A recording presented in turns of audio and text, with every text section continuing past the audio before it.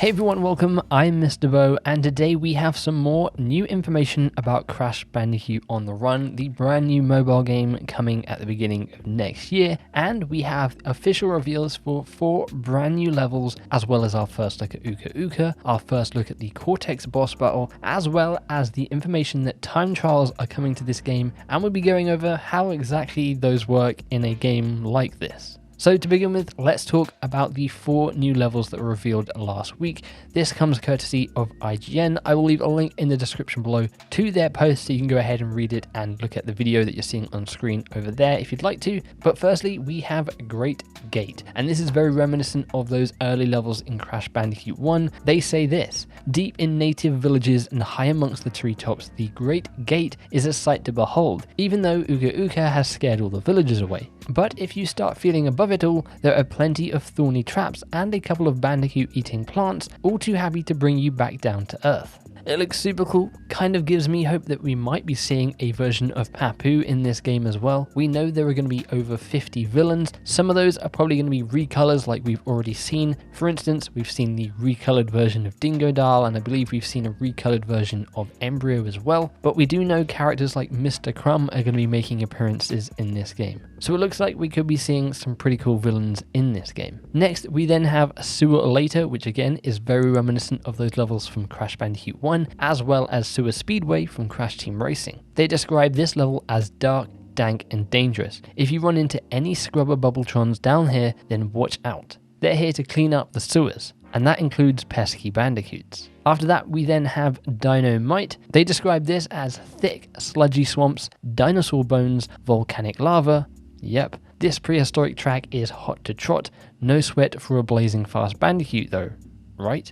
And then finally, we have Snow Go, which any snow level in Crash Bandicoot always gets me excited. And they describe this as, this winter wonderland looks heavenly, but there's no time for snow angels. Stay frosty and watch out for robo penguins and robo seals. Now, I think it's super cool to see that we are getting these sort of old classic environments from Crash 1, 2, and 3 brought forwards into this mobile game. With a slight little twist on it, we kind of saw that with Crash Bandicoot 4, but those were sort of more new environments. It looks like they're really digging into the past of Crash Bandicoot for this game, and that's a welcome surprise. Now, along with these 4 new levels, we also got our first look at Uka Uka in this game. Again, a pretty classic design, kind of matches the new Aku Aku design they've gone for in this game. Personally, I think it looks pretty cool. I do like how they are sort of differentiating this mobile game to the mainline Crash games on console. We do get some gameplay of a boss fight with him, as well as a boss fight of Dr. Neo Cortex. These boss fights all kind of seem the same. It'll be interesting to see how they actually play different when we've got our hands on the game and we're playing through it ourselves. But along with all of that information, we also got the information that yes, time trials are making their way to this game as well. And you might have been like me, how do time trials work in a game where you're kind of going the same speed? Aren't you always going to get the exact same time going through these levels? Well, we have some gameplay here and we also have some information. So time trials lets players select any level to compete in the fastest time possible. There are 3 different times to compete against, with special relics unlocked after each clearing. So that's Sapphire, Gold, and Platinum.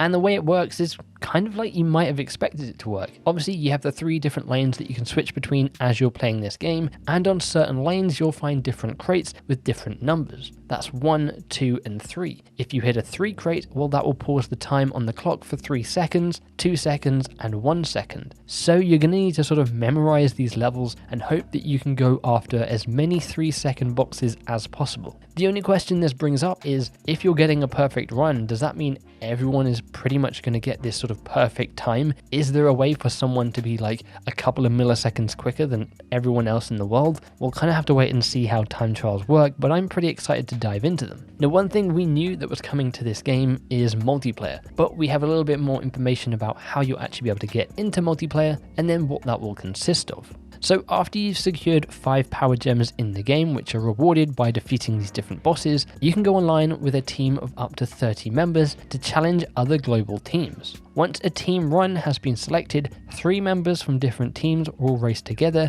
to see who gets the furthest. the longer the players run, the more Crash points their team earns. So you're going to be in these teams, you're going to hopefully have your teammates doing well, and it's going to be sort of a little tournament in this game. It sounds pretty fun, and again, I can't wait to see more of this. We've already seen a glimpse at the 4-player co-op in one of the earlier trailers, but this sounds like more of my thing, going up against others to see how long you can last on these crazy levels, and to be honest, some of them look pretty challenging from what we're seeing in this gameplay. So there you have it, that is some more brand new information about Crash Bandicoot On The Run. It is slated to launch in spring 2021. If an accidental leak on the iOS store is anything to go by, it looks like it might be coming around March 25th. Of course, if you do pre-register on either the Android or the iOS store, you get the blue hyena skin for Crash when the game comes out. I'm going to be keeping you up to date with everything else Crash Bandicoot On The Run, and if it is as fun as it looks to play when the game comes out, then you can fully expect me to make guides and all sorts of videos on it. Now, we are a couple of days away from the Game Awards, and we might be seeing some more Crash stuff there if this Wumpa League teasing is anything to go by, so make sure you stay tuned for the channel, because I'll be sure to bring you guys the news and information as soon as we get any, if we do. If you did enjoy this video, or if you found it helpful, then click that like button, and if you're not already, then make sure you subscribe for more Crash Bandicoot coverage, as well as plenty of other games. Cyberpunk 2077 is right around the corner, and you bet I'm going to be making some videos on that.